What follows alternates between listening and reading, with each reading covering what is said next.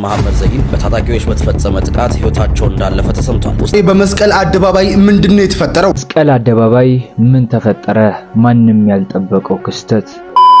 አንድ ኡስታዝ በታጣቂዎች ተገደለ።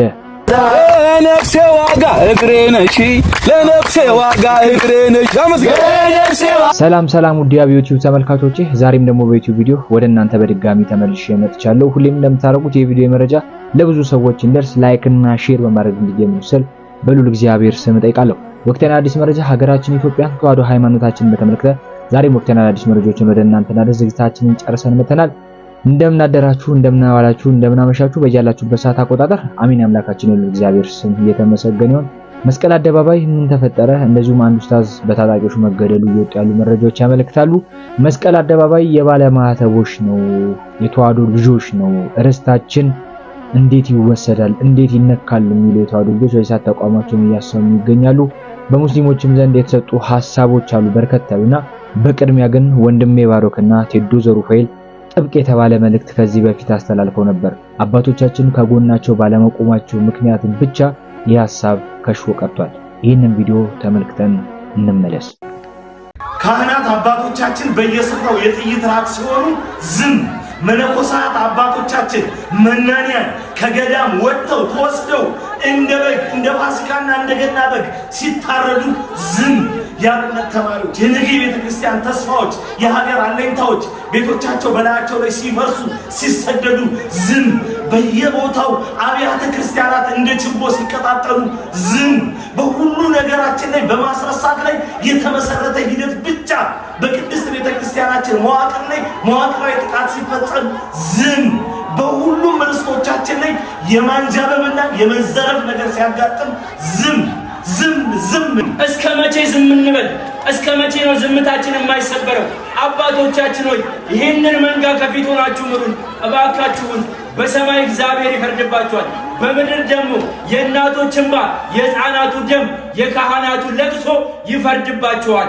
ዛሬ ግን ዝም ልንል አልመጣንም። ዛሬ እውነትን ልንገልጥ ሐሰትን ልናጋልጥ መጥተናል። ምክንያቱም እቺ ቅድስት ቤተክርስቲያን ልጅነታችንን ሰጥታናለች። ትናንትና ላይ ቤተ ክህነታችን ሲሰነጠቅ፣ ዛሬ ደግሞ መስቀል አደባባይ ርስታችን ሲነጠቅ ቆመን የምናይበት አይምሮም ህልውናም ልቦናም የለንምና እውነትን ልንናገር መጥተናል። አዎ ቤተ ክርስቲያናችን ከገጠማት ፈተና አንጻር ይሄ ምንም ማለት አይደለም። ኦርቶዶክሳውያን ግን እውነትን መስክሩ። መስቀል አደባባይ አሁንም እንናገራለን፣ የባለ መስቀሎች ነው። ይሄንን ፈተና ያመጣችሁት አባቶቻችን ናችሁ። ትላንት እንደ ልጅነታችን ይሄንን አድርገን ነበር። ይሄ ቪዲዮ ምስክር ነው። ቤተክርስቲያኖች ረሳሽ ቀኜ ትርሳኝ ማርያም ትርሳኝ የቅዱሳን አምላክ የእነ አብርሃም የእነ ይስሐቅ የእነ ያዕቆብ አምላክ ይፍረድብኝ። ድንጋይ አልጨበጥንም፣ ሰይፍ አላነሳንም። ኃይላችን እግዚአብሔር ነው። ኢትዮጵያ ሀገራችን ተዋህዶ ክብራችን ጌጣችን መመኪያችን ናት። መስቀል አደባባይ ባለማዕተቦች ነው። እኛ ተክለ ሃይማኖት እስጢፋኖስ ሀብተ ማርያም ተክለ ሃይማኖት ልጆች ነን። ሰይፍ አንፈራም።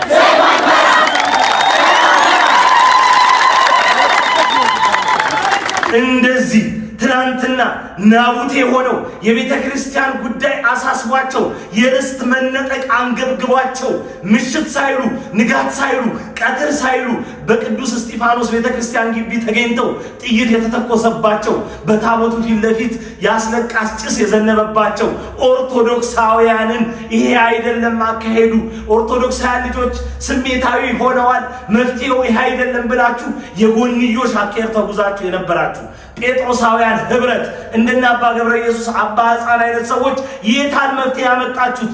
ትላንት አላፋት ዝማሬ በግፍ ተከልክሎ በቦሌ መድኃኔዓለም እንዲጠብ ተደርጎ ነበር። ዛሬ ግን ያለምንም ከልካይ በፈቃጅና በአስፈቃጅ መካከል በሚኖር ስምምነት የመነጠቅ በሚመስል አይነት መንገድ እንዲህ በምንመለከተው መልኩ መስቀል አደባባይ ለሌሎች ሆኗል። መልሳላችሁ ይሄን ምን ትላላችሁ? ምን ታመጣላችሁ ደግሞ ብለን ዝም ብለን ታግሰን አይተን ነበር። ነገር ግን ምንም የሚከለክናችሁ ምንም የሚያመጣችሁልን መፍትሄ የለም። የታለ ካርታው?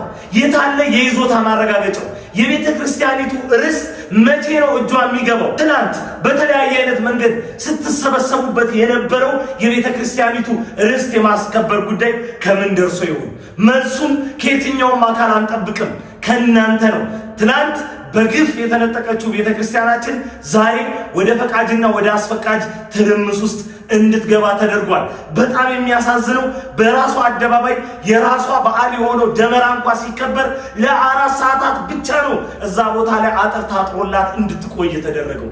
መልሱን ከማንም አይደለም ከእናንተ እንጠብቃለን። ይህ ድምፅ የኔም ድምፅ ነው የምትሉ ኦርቶዶክሳውያን ሁላችሁም ሼር፣ ኮፒ ሊንክ በተለይ ሪፖስት እያደረጋችሁ እንደሚሰሙትና እንደሚያደምጡት እናውቃለንና አድርሱላቸው። ይህ ቪዲዮ ደግሞ ለታሪክ የሚቀመጥ የእንጀራ ልጅ ነን ኢትዮጵያ ውስጥ በአሁኑ ሰዓት ኦርቶዶክስ የእንጀራ ልጅ ነች። ይሄ ግልጽ እኮ ነው፣ የሚታይ ነገር ነው። ተገፍታ የምትኖር ሃይማኖት፣ ርስቷ የሚነጠቅ ሃይማኖት፣ ካህናቶቿ በአደባባይ በጥፊ የሚመቱባት፣ በድንጋይ እየተቀጠቀጡ የሚገደሉባት፣ ሁለት መስመር መግለጫ የማይወጣ ለምን እንዲሆንኩ ስትል ደግሞ በሷ ላይ መግለጫ የሚሽጎደጎዱባት፣ ማስጠንቀቂያ የሚበዛባት፣ አገልጋዮቿ እየታፈኑ እየተያዙ መከራ የሚቀበሉባት ናት። አደባባይ ላይ የሚታይ ግልጽ ነው። በዚህ ሁሉ መካከል ግን ክርስቶስ ይመጣል። ምርቱን ከገለባ ሊለይ እነሆ በቶሎ እመጣለሁ ይላል። በዚች መንገላታት በበዛባት ሃይማኖት ውስጥ አገራችን ሰማይ ነው ብለው የጸኑት ያሸንፋሉ። ክብርና ምስጋና ለአምላካችን ለእግዚአብሔር። ጠላቶቻችን ዙሪያችንን ከበዋል። እግዚአብሔር የእሳት አጥር ሆኖ ባይጠብቀን እኛ መች ራሳችንን ጠበቅን? ሁሉ ነገር እኛ ላይ ነው የሚወረወረው፣ ሃይማኖታችን ትክክል ስለሆነ። ወደኛ የሚወረወረው ድንጋይ ላይ በዝምታችን ጊዜ ሕግ የሚያስከብሩት አካላት ዞር ብለው ያዩ። መልስ ለመመለስ ወንድሞቻችን ገና ብድግ ሲሉ ወይንም 2 ምዕራፍ ይዘን ብድግ ስንል መግለጫ እኛ ላይ ይጎደጎዳል። ኦርቶዶክስ እየተሰደብሽ ኑሪ፣ መልስ አትስጪ የተባለች ነው የሚመስለው። በምንኖርበት ዘመን ርስቷ ይነጠቃል፣ አደባባይ ይቀማል፣ መጻሕፍቷ ይቆነጻጸላሉ። ገድልና መጻሕፍቶቿ እየተገለጡ በየአደባባይ ይሳለቁባቸዋል። በዚህ ሁሉ መካከል እውር ታበራለች፣ ለምጻም ታነጻለች፣ መንገድ ታሳያለች። የሰማይ ቀስተ ደመና ጉልላቷ ላይ አለ። ማን ይመስገን? ክብርና ምስጋና ለስሙ ይሁን የአባቶቻችን አምላክ። ቪዲዮን እንደተመለከታችሁት ነው። መስቀል አደባባይ ላይ ማፍጠራቸው አይደለም እየገረመን ያለው፣ መስቀል አደባባይ ብሎ መጥራቱ ከብዷቸው እየተመለከትን ስናይ ግን ስቃዩ የበለጠ እንዲጨምር አድርጎታል። እግዚአብሔር አምላክ ለሀገራችን ለኢትዮጵያም ለተዋሕዶ ሃይማኖታችንም ደጉም ጊዜ ያምጣልን። መስቀል አደባባይ እንግዲህ ከዚህ በፊት የባለማዕረግ ሰዎች ርስት እንደሆነ ሁላችንም የምናውቀው ሀቅ ነው። ከጊዜያት ሂደት ግን በዚህ 5 ዓመት 4 ዓመት ውስጥ እንግዲህ ኦርቶዶክሲያን ባለማዕተቦች ባይተዋር ተደርገው የሌላ ሃይማኖት ተከታዮች እዚህ ቦታ ላይ እየተገኙ የተለያዩ በዓላትን ሲያከብሩ ተመልክተናል። ለኛ በዚህኛው ዓመት ብቻ ነው አላፋት ዝማሬን ስናከብር ብቻ ነው የተፈቀደልን እንደተመለከታችሁት ኦርቶዶክሲያን ባለማዕተቦች። ዛሬ ግን የጎዳና ላይ አፍጥር እየተባለ የተለያዩ ወንጌሎች በጴንጤዎችም ዘንድ የሚሰበክበት ቦታ መስቀል አደባባይ መሆኑ እየተመለከትን ነው። የቦታው መጠቀማቸው ሳይገርምን እንግዲህ ስሙን እየቀየሩት እንደሆነ እየተመለከትን ነው። ኢዳ አደባባይ፣ ኢሬቻ አደባባይ፣ እንደዚሁም ደግሞ ወንጌል አደባባይ፣ አብዮት አደባባይ እያሉ ሲዘባበቱም እየተመለከትን እንገኛለን። ለባለማዕተቦች ዛሬ የጨለመ ቢሆንም ነገር ግን ነገ መንጋቱ አይቀርም። አቡነ አብርሃምም ቅድም የሰጡትን መልእክት አዳምጣችኋል፣ ተከታትላችኋል ብዬ ተስፋ አደርጋለሁ። ወንድሞቻችን እንዲህ ሲጋደሉ ግን ነገር ግን ለቅድስት ቤተክርስቲያን አባት ሆኖ ብቅ ያሉ አንድ አባት አቡነ አብርሃም ብቻ ናቸው። ሌሎቹ አባት እንግዲህ ዝምታ እንደመረጡ እየተመለከትን እንገኛለን። እስቲ በርከት ያሉ ሌሎች ቪዲዮዎች አሉ፣ አፍጥሩን እንደዚሁ እንመልከት። እንደዚሁም የተገደለ በታጣቂዎች ኡስታዝ አለ፣ እሱን ቪዲዮ ተመልክተን እንመለስ። በመላው ሀገር አቀፍ በውጭ ሀገራቶች ሲደረግ የነበሩትን የኢፍጣር ፕሮግራሞች ቁጥር ከፍ ባለ መልኩ ክብረ ወሰን የሰበረበት አለ ኢትዮጵያ የጎዳና ላይ ኢፍጣር። ይሄ ኢፍጣር የአብሮነታችን፣ የአንድነታችን፣ የሰላም የመከባበራችን ትልቅ ማሳያ መገለጫ ነው። ሙስሊም ማህበረሰብ የህይወት አካሉ አድርጎት እንዲኖረው መተጋገዝን፣ አብሮነትን መኖርንና እንደ ማህበረሰብ ደግሞ ሰላምና ሌሎች ጋር አብሮ መኖር የጋራ እሴቱን የሚያልቅበት እንዲሁም ደግሞ የሀገር የጋራ ሀገር ነውና በጋራ ትልቅ አደባባይ በሆነ ቦታ ላይ እኩል ሁላችንም ወተን ሀገርን የምናደምቅበት ሀገርን ከፍ የምናደርግበት ስለ ሀገር ለዓለምና ለማህበረሰባችን የምናስተዋውቅበትና ኃላፊነታችንን የምንወጣበት ትልቅ መድረክ ነው ብለን እናስባለን።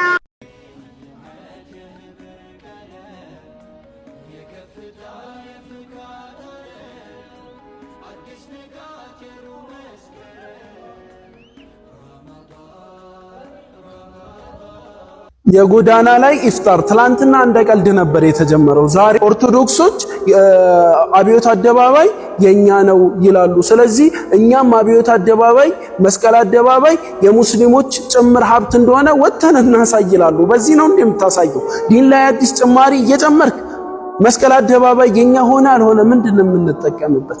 ምንድነው የሚያደርግልን?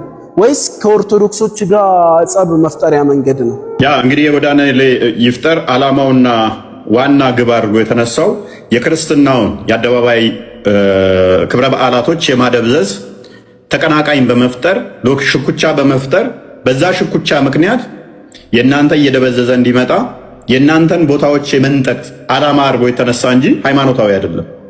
የጎዳና ላይ ኢፍጣር ትላንትና እንደ ቀልድ ነበር የተጀመረው። ዛሬ የዲናችን አንድ አካል ሆኖ ሶስተኛ ዒዱ ነው እያከበሩት ነው። 4 ዓመት ሙሉ ቢድዓ ሲፈጠር በቀላሉ ምን ይሆናል ምን አለበት ተሰብስበን ብናፈጥር በተባለ መልካም በሚመስል እሳቤ ተፈጠረ። 1 ዓመት ተካሄደ። ከዛ የጀመሩት ሰዎች ምን ያህል ቢዝነስ እንደሚያስገኝ ብር እንደሚያመጣ ብዙ ስፖንሰሮች እንደሚገኙበት ሲያውቁ ዛሬም ድረስ 4 ዓመታትን አመት ጠብቀው እያከበሩት ይገኛሉ። ትልልቅ ዑለማዎች ፈትዋ ሰጥቷቸዋል። ይህ ነገር ቢድዓ ነው፣ እረፉ፣ አላህን ፍሩ። ነገር ግን ያው ዱንያ ከዲን ጋር ሲቀላቀል ያስቸግራል። ያን ሁሉ ገንዘብ ያን ሁሉ ስፖንሰር ማጣት አልፈለጉም። የዑለሞችን ፈትዋ ወደ ጎን ብሎ ዛሬም ድረስ ኑ ጎዳና ላይ አፍጥሩ፣ ኢድ አክብሩ፣ ሶስተኛ ኢድ አድርገውት ማለት ነው። አላህ ተባረከ ወተዓላ ለኛ የደነገገልን 2 ኢድ ነው። እንደዛ ከሆነ እኛ የነቢያችን ሰለላሁ ዐለይሂ ወሰለም ውልደትን መውሊድን ለምንድነው ቢድዓ እያልን የምንፈረጀው? ወይስ እናንተም እንደነሱ ቢድዓ ሐሰና እያላችሁ ነው? ቢድዓ በሁለት ይከፈላል በሉን እንሞግታችሁ በማስረጃ። ካልሆነ ግን 2 አይነት ሚዛን እስልምና ላይ የለም። አንተ ለሰዎች ቢዝነስ ለሰዎች ገንዘብ ማግኛ ብለህ አላህ ያልፈቀደው አላህ ያልደነገገው ዲን ላይ ሂደህ ለምን ታከብረዋለህ? የጎዳና ቢድዓ ላይ አንድም መስለሃ የለውም። እነሱ መስለሃ ብለው የሚያነሱት ነጥብ ምንድነው?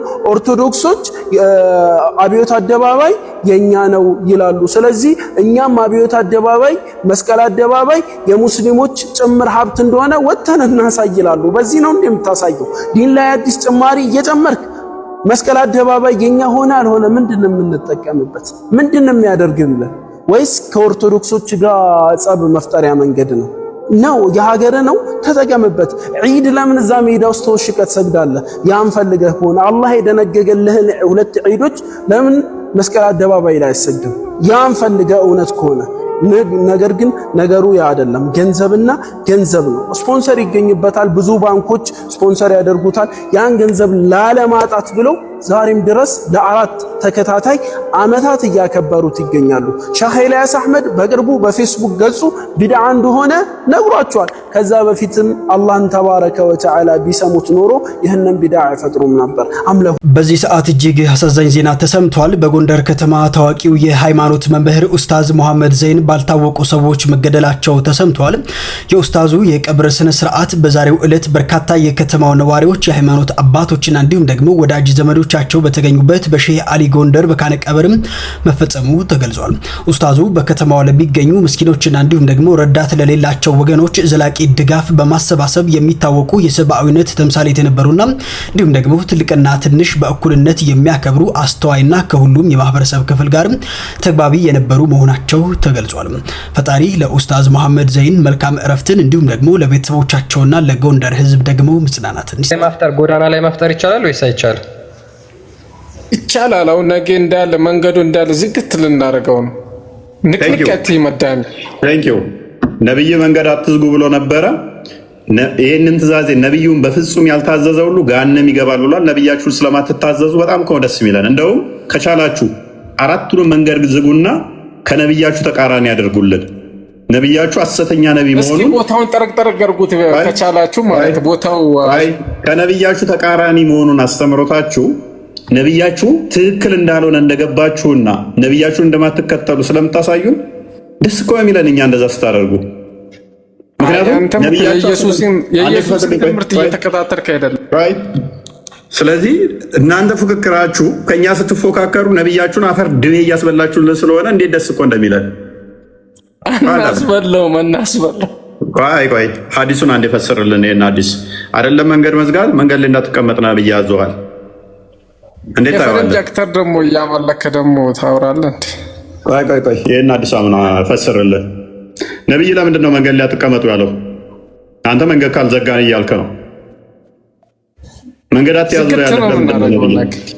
እኮ ነብይ ዋሽቷል አይደለ? መንገድ አትያዙ ብሎ ንቅንቀት ማዳሚ ገብቶኛል።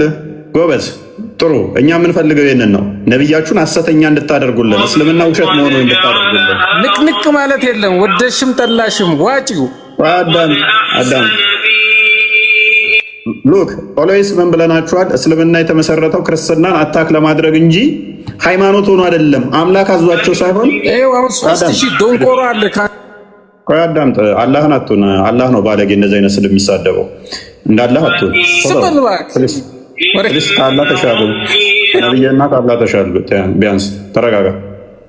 እንዴት እንዳላህ ሰው ይሆናል? በ21ኛ ሴንቸሪ ላይ አላህንና መሐመድን ሰው ይሆናል? ተረጋጋ። በደንብ አስተውሉ። ኧረ ተው በእናትህ ተው። እውነትም አላህ ነው አንተ። ይሄ አላህ ነው ራሱ አላህ ነው የገባበት። አይሰማም። አላህም እንደዚህ ነው። ኤኒዌይስ ወደ ቅርቢቱ ሰማይ ካልመጣ አላህ ራሱ አይሰማም። በደንብ አስተውሉ። መንገድ ላይ አትቀመጡ መንገድ እንዳዘጉ ብሏቸው ነበረ። የነብያቸው አስተምሮ በየጊዜው አፕዴት ይሆናል ስንላችሁ ውሸት ይመስላችኋል አይደለ? አፕዴት እያደረጉት ነው። አስቀድሞ መሐመድ ምንድነው ከክርስቲያኖች ተቃራኒ ግዴታ ማድረግ አለባችሁ ብሏል። አውሸው ሐዲሱን ማለት ነው። በምንም ተአምር ኢሚቴት እንዳታደርጓቸው፣ በምንም ተአምር እንዳትመሳሰሉ፣ በዓል በማክበር ላይም በእነሱ መንገድ እንዳትሄዱ ብሎ ነበረ። ቀጥታ አሁን መስቀል አደባባይ እኛ ስናከብራዩ የዋብያ ኡስታዞች ጥቂት በጣት የሚቆጠሩ አይናቸው ደም ለበሰ። ምን እናድርግ? ኦርቶዶክሶች እየደመቁ ነው። ነጠላ ለብሰው ፏ ብለው ነጭ ሆነው ሲታዩ ነጭ በረዶ መስለው ጧፍ ሲያበሩ እንደ በረዶ ፏ ብሎ ሲታዩ ንጣታቸው በዓለም ላይ እየደመቁ ነው። ታዲያ እንዴት አድርገን እንገዳደራቸው? ለምን እኛስ መስቀል አደባባይ ኢድ አደባባይ አንለው? ከዛስ ቆይ እቺ ነገር አሪፍ ነች። ና ሙጂብ ቃሲም ና ቆይ አመድን ጀበል ና አቡበከር ና አንተ እስቲ እቺን እንጻፋት። ቋዳም እንጻፋት። ለምን እንዲህ ብለን አናከብርም? ምን መንገድ ላይ ጎዳና አፍጥር ብለን ለምን አንጀምርም? ነብያችን እኮ መንገድ ላይ እንዳትቀመጡ ብሎ ነበር። ቆመን እንበላለን። ቆመን መብላት ይቻላል? ችግር የለውም። በቃ የነብዩን ሐዲስ አፈር ድሜ እናስበላዋለን። እኛ እንቀመጣለን። ነብዩ ከሞተ 1400 ዓመት ሞልቶታል። ነብዩ መንገድ ላይ ተቀመጡ ቢሉን አገባ ወደዛ ሞቷል። የታባቱ በስብሷል። እኛ የሚጠበቅብን ገንዘብ ማግኘት ነው። እኛ የሚጠበቅብን ከኦርቶዶክስ ጋር ተፎካክረን አደባባያቸው መንጠቅ ነው። ሃይማኖቱ ምን ሐሰተኛ እንደሆነ እኮ መሐመድ እናውቃለን። ዋናው ነገር አደባባዩን እንዴት አድርገን የኛ እናደርጋለን ነው። እቺ ምርጥ ቢዝነስ ነች። አንተ ምርጥ ሐሳብ ነች። ስፖንሰሮች ይገኛሉ እንዴ? ለስፖንሰር ምን ችግር አለው? ባንኮች ስፖንሰር ያደርጋሉ። ጠቅላይ ሚኒስትራችን ስፖንሰር ያደርጋል።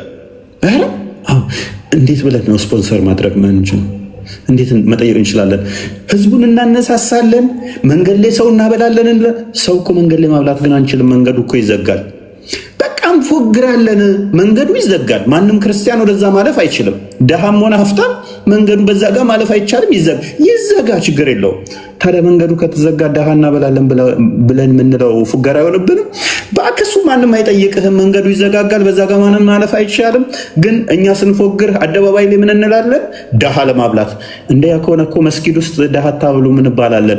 ይባላል። ታዲያ ዋናው ነገር እኛ መንገድ ላይ የምናስፈጥረው ደሃ ለማብላት ነው ብለን እንሰክሳለን። እሱን እናሳምናለን ወይ ነው? አንተ እሱን እቺ ሎቢዋን አንተ ስራ። ኦኬ አይምሮን በደንብ መያዝ አለብህ። ለምንድነው መንገድ ላይ የሚፈጠረው ስትባል ደሃ ለማብላት ትላለህ ሁሌም። ነብያችንና ሳቦቹ ታዲያ መንገድ ላይ ስላላስፈጠሩ ደሃ ብልተው አያውቁም ብንባልስ? እሱ ከሞተ ከበሰበሰ 1400 ዓመት ሞቶታል ነብዩ። ወደዛ ተወሱማ መንገድም አትቀመጡ፣ ሴትና ወንድም በመሃል መንገድ ላይ አብራችሁ መሄድ አትችሉም ብሎን ነበር እኮ። ግን አሁን ሴትና ወንዶች አብረን እንሄድ አደባባይ ላይ ታራሱ አይባትትም እና በነብያችን በ1400 ዓመት ዘመን ላይ ልንቀመጥ እና ሴትና ወንድ አሁን መሃል መንገድ ላይ እንዳይሄዱ ልንከለክል? ሴቶቹ ይሰሙናል? አይሰሙንም። ስለዚህ የነብዩን አስተምሮ ተረት እዛ ሽንት ቤት ከተተው። ዋናው ነገር እኛ አደባባዩን እንዴት ብለን መቀየር እንችላለን ነው ዋናው ነገር። መስቀል አደባባይ የሚለው ኢድ አደባባይ መንገዷን ዘግተን ስፖንሰሯን ሀም አድርገን በደንብ አስተውሉ። ሀባሾች መውሊድ የሚባል በዓል አላቸው። ኦርቶዶክሶች መስቀል አደባባይ መስቀል ያከብራሉ። እኛ እኮ ምንም የለንም። ሙጂብ እንዴት ዝም ትላለህ? አህመዲን እንዴት ዝም? አህመድ ጀበል ምን ነክቶ ነው እስከዛሬ? እንዴት አባትትም? አንድ በዓል እንዴት እናጣለን? ዋው እቺ ነገር አሪፍ ነች ተባለ፣ ተጀመረ። አምስተኛ ዓመታቸውን እያከበሩ ነው። እንኳን አደረሳችሁ። የኔን ጣት ያህል አክብረዋል። አሁን ከኔ አንድ እጅ ከፍ ያለ በዓላቸው 6ኛ ደርሷል። ነብያቸው ቀና ቢል ምንድነው እሱ? ምንድነው አፍጠር መንገድ ላይ እያፈጠሩ ምንድናችሁ? እኔ እንደዚህ ብያለሁ መንገድ ላይ ተቀመጡ ሲል አላ መልሰኝ ይላል። ቢነሳ ራሱ የኔ ኡመቶች አይደሉም እነኚህ ብሎ ማለት ነው። እንኳን ደስ ያላችሁ። በፊት እንደዚህ ብለን እንኳን አደረሳችሁ እንል ነበረ። ይሄን በማሳየት 5 መሙላታችሁን አሁን እንደዚህ ገብታችኋል። እንኳን ደስ ያላችሁ። 6 ዓመት 6ኛ ነገ ታከብራላችሁ። ከኦርቶዶክስ ጋር ያላችሁ ፍክክር አምላክ ባያዝህም አላህ ባይልህም አምላክ ለምትከተለው አምላክ እንዳልሆነ እናውቃለን። አፈር ድሜ ብላ ዋና ስፖንሰር ያምጣ ዋና ከኦርቶዶክስ ጋር ቪዲዮቹ እንደተመለከታችሁ ነው። ወቅታዊና አዳዲስ መረጃዎችን ወደ እናንተ አደረስን። በቀጣይ ወቅታዊና አዳዲስ መረጃዎች እስክንገናኝ ድረስ ግን ሰላም ቆዩ። ሰብስክራይብ እያደረጋችሁ የደወል ምልክቱን መጫናችሁን አትርሱ። ሐሳብ አስተያየታችሁን በኮሜንት ሴክሽን ላይ ግለጹልን። ስለምታበረታቱን እናመሰግናለን። እንወዳችኋለን።